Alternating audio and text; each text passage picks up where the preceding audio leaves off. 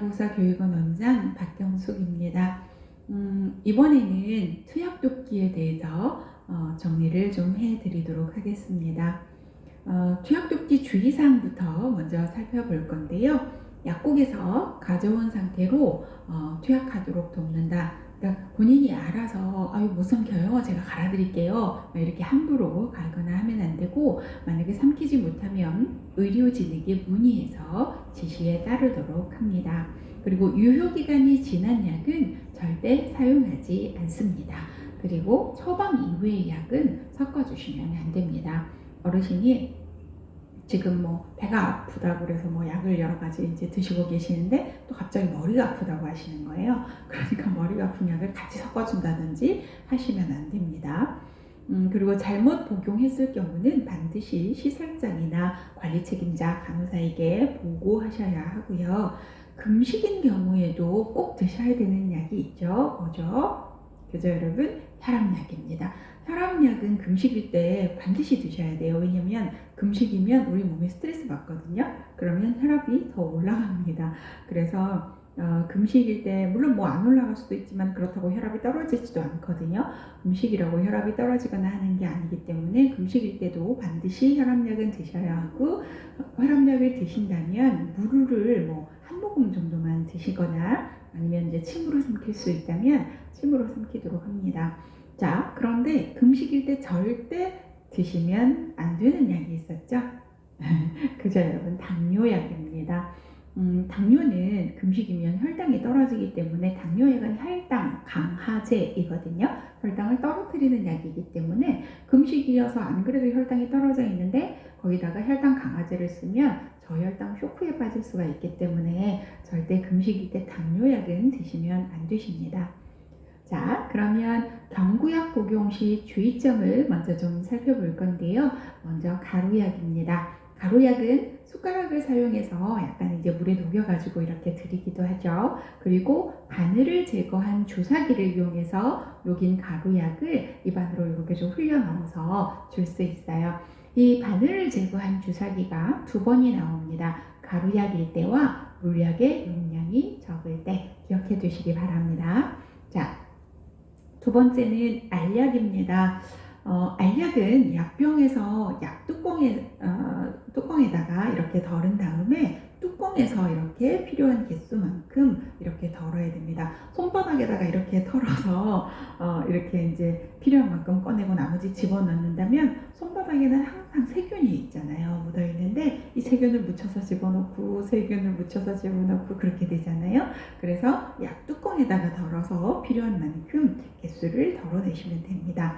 자, 그리고 손으로 만진 약은 다시 약병에 넣지 않는다. 이거 시험에 되게 많이 나오거든요. 약 뚜껑에 따른다랑 꼭 기억해 두시기 바랍니다. 이 알약 부분은 우리가 워낙에 이제 알약 복용을 많이 돕기 때문에 시험에 자주 출제가 되는 부분이기 때문에 잘 좀 기억을 하시기 바랍니다. 그리고 개수가 너무 많다 그러면 한꺼번에 못 삼키실 수도 있고 토하실 수도 있거든요. 그러면 2-3번에 나누어서 드시도록 하고요. 대상자가 이제 파킨슨이 있어서 막 이렇게 손을 떠신다 그러거나 잃어버릴 우려가 있다 그러면 우리가 입안에 넣어주도록 합니다. 그리고 약의 흡수가 잘 되도록 약을 드실 때는 물을 충분히 마시게 합니다. 어르신들 같은 경우 이제 저희도 약을 이렇게 드리면 물을 조금 한 모금만 드시고 약을 여러 가지를 그냥 삼키고 그냥 나 됐어 이렇게 말씀하시는 경우 많거든요. 그러면 제가 물을 이제 컵에 3분의 2 정도 이렇게 부어서 드리는데 다 드세요 이렇게 말씀드리거든요. 그러면 또 드세요. 그래서 물을 충분히 다 드실 수 있도록 해주셔야 합니다. 자, 그 다음에 물약입니다. 물약은 뚜껑을 열어서 뚜껑의 위가 바닥으로 가도록 놓습니다. 책에 보면 2가지로 나와 있죠. 뚜껑의 위가 바닥으로 가게 또는 뚜껑의 안쪽이 위쪽으로 오게 이렇게 이제 적혀 있는데 그 둘 다 이제 맞는 얘기고요. 계량컵을 따를 때는 눈높이에서 따릅니다. 위에서 내려다보고 따른다거나 아래에서 이렇게 올려다보고 따르게 된다면 용량이 정확하지 않게 되겠죠. 그래서 이 눈높이 이것도 시험에 잘 나오고요. 약물을 이제 물약 같은 경우는 좀 이렇게 흔들어서 섞어서 주는데 손바닥에다가 놓고 이렇게 비비거나 팔자로 이렇게 돌려서 드린다고 그랬죠. 자, 그런데 이 약물을 흔들어서 주는 이유가 뭐냐 이런 문제도 나왔었다 그랬죠. 그러면 농도를 맞추기 위해서 이렇게 하시면 된다고 그랬고요. 만약에 물약이기 때문에 색깔이 변하거나 냄새가 난다거나 그러면 반드시 버리셔야 합니다. 자, 그리고 물약은 이렇게 라벨이 이렇게 붙어 있잖아요. 그래서 약을 따를 때 라벨이 붙어 있는 쪽이 손바닥으로 가게 하면 라벨이 안 붙은 쪽으로 따르게 되겠죠. 그러면 두 가지가 좋은데 일단은 약물이 이렇게 나오는지 나오지 않는지 눈으로 확인할 수 있고요. 두 번째 이렇게 따르다 보면은 이제 입구 쪽에가 좀 용액이 묻잖아요. 그게 그 용액 묻은 게 라벨이 없는 쪽에 묻으면 이렇게 이제 닦아버리고 이렇게 지저분해지지 않을 수 있는데 라벨이 묻은 쪽으로 이렇게 따르게 된다면 라벨 쪽으로 용액이 흘러서 좀 병이 지저분하거나 이럴 수가 있죠. 그래서 라벨이 있는 쪽으로 손바닥, 라벨이 없는 쪽으로 따른다. 기억해 두시고요. 그 다음에 병 뚜껑을 물약 같은 경우는 좀 이렇게 좀 주변에 묻는 경우가 많잖아요. 그래서 냅킨 같은 것으로 입구를 좀 이렇게 닦고 그러고 나서 이렇게 덮는 게 좋고요. 아까 제가 말씀드렸죠. 물약의 용량이 적을 때는 바늘을 이용한 주사기를 사용해서 바늘이 없는 주사기를 사용해서 이렇게 준다라고 했었죠. 네, 두 가지 아까 가루약일 때와 물약의 용량이 적을 때 바늘을 제거한 주사기를 사용한다. 이렇게 기억해 두시면 될 것 같습니다. 자, 이번에는 안약 투여입니다. 안약은 여러분 물약이지요. 그리고 안연고는 연고이고요. 두 개를 좀 구분하시기 바랍니다. 자, 안약을 넣기 전에 멸균 솜으로 눈 안쪽에서 바깥쪽으로 이렇게 닦아줍니다. 자, 그 다음에 결막낭을 노출해서 이 하안검이라고도 하죠. 아래 눈꺼풀 이거를 아래쪽으로 이렇게 당기는데 옛날 책에는 바깥쪽 3분의 1 지점이라고 나왔습니다만은 19년도에 이게 이제 개편이 되면서 중앙이나 외측으로 이렇게 나와 있었는데 이렇게 좀 잡아 당겨 가지고 여기에서 1 내지 2cm 높이에서 안약을 점적한다 이렇게 나와 있죠. 그래서 이 그림으로도 전에 시험에 많이 나오기도 하고 그랬습니다. 중앙이나 외측이라고 지금은 변경이 됐으니까 이제 바깥쪽이다 이렇게 기억을 하시면 될 것 같아요. 자, 어쨌든 하안검 아래 눈꺼풀 위에다가 놓는다. 그것만 기억을 잘 해주시면 좋을 것 같습니다. 지금 여기 있는 이 손의 위치 부분에다가 화살표를 그려놓고 안약을 넣는 위치가 그림으로 시험에 나온 적도 있어요. 그래서 1, 2, 3, 4, 5 이런 식으로 네, 시험에 나온 적이 있기 때문에 잘 좀 기억을 하시기 바랍니다. 자, 이번에는 안연고입니다. 안연고는 처음 나오는 것은 꺼지로 닦아버린다. 이제 그러는데 왜 그러냐? 그러면 공기에 오염이 되었을 수 있기 때문에 이렇게 책에 나왔죠. 그래서 처음 나오는 것은 꺼지로 좀 닦아버리고요. 역시 하안검을 좀 아래로 당겨서 결막낭 위에다가 튜브를 놓고 어디에서 어디 쪽으로 그렇죠? 안쪽에서 바깥쪽으로 몇 cm? 2cm를 짜 넣습니다. 좀 양이 많아요. 2cm면. 왜냐면 안구를 이렇게 굴려서 전체를 다 묻혀줘야 되기 때문에 좀 양이 많습니다. 그래서 2cm 기억하시고요. 눈을 감고 제가 이경규처럼 눈을 굴리라고 그랬었죠. 이경규 씨처럼. 그 다음에 눈꺼풀 밖으로 나온 연고는 멸균 솜으로 닦아내어 버립니다. 그리고 아까 안약에서 여기 지금 제가 안 적어 놓은 게 하나 있는데 이게 이제 그 비루관이라고 그래서 이 코에 있는 쏙 들어간 이 부분이 있잖아요. 이게 코빗자에 눈물 누자라 그랬는데 눈물이 이렇게 내려가는 관이 있어요. 이 관으로 약이 흘러내려 버릴 수 있기 때문에 코를 잠시 눌러준다라고도 비강을 눌러준다라고도 책에 나와 있었죠. 그것도 기억하시기 바랍니다. 자, 이번에는 귀약 투여입니다. 치료할 귀를 위로 해서 편안한 자세를 취하도록 하고요. 당연히 위쪽으로 봐야 약을 넣을 수가 있으니까. 그 다음에 귓바퀴와 웨이도를 깨끗하게 닦아주셔야 귓밥이 약을 흡수해버리지 않는다라고 말씀드렸죠. 자, 그리고 이제 귀약은 대부분 냉장 보관을 하라고 하는 경우가 많아서 약병을 손으로 따뜻하게 하거나 온수에 담근다라고 책에 나왔었죠.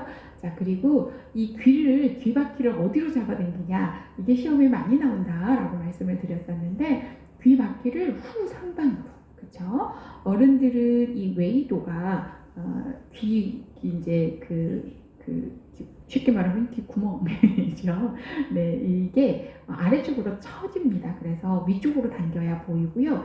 아이들은 이렇게 위쪽으로 올라가 있거든요. 그래서 아래쪽으로 당겨야 보입니다. 그래서 제가 그랬잖아요. 우리 대상자는 어른이기 때문에 어른은 윗사람이라서 위로 당기고 아이들은 아랫사람이니까 아래로 당긴다. 이렇게 외우시라고 말씀을 드렸죠. 그래서 책에 후, 상방 이렇게 나와 있고, 이게 그림으로 좀 귀를 그려놓고 이렇게 위쪽으로 당기는 그런 문제도 많이 출제가 되니까 꼭 기억을 하시기 바랍니다. 그리고 가운데다가 떨어뜨리면 이게 고막으로 떨어지기 때문에 측면을 따라서 흘려 넣는다라고 했고요. 그 다음에 귀 입구 연골 부분 여기 만져주는 거를 살짝 눌러주셔야 측면으로 묻었던 약이 전체 귀에 묻는다라고 말씀드렸죠. 그리고 약 5분간 누워 있도록 하고요. 그 다음에 작은 솜을 좀 잠깐 15분에서 20분 정도 끼워놨다가 나중에 빼도 좋습니다. 자, 주사 주입 돕기입니다. 의복을 갈아입거나 이동할 때는 수액 세트가 당겨지거나 주사 바늘이 빠지지 않도록 조심하고요. 수액병은 항상 심장보다 높게, 들어가는 것보다 높아야 됩니다. 이게 정맥을 통해서 심장으로 들어가잖아요. 그렇기 때문에 당연히 심장보다 높아야 되고, 심장보다 낮게 되면 피가 역류합니다. 자, 정맥 주입 속도가 일정하게 유지되는지 잘 확인하셔야 되고요.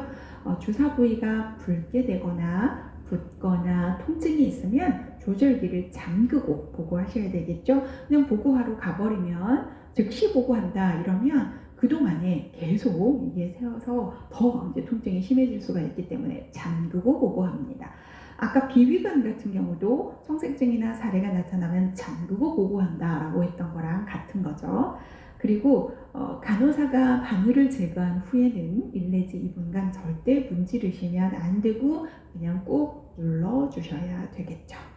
자, 이번에는 약 보관입니다. 모든 약은 손이 닿지 않는 곳에, 특히 치매 대상자의 손이 닿지 않은 곳에 잘 보관하셔야 되고요. 이 유효기간을 확인해서 약물이 유효기간이 지났다 그러면 약은 버리셔야 되는데, 약은 어디 버리나요, 여러분? 그렇죠? 약국에 버리셔야죠.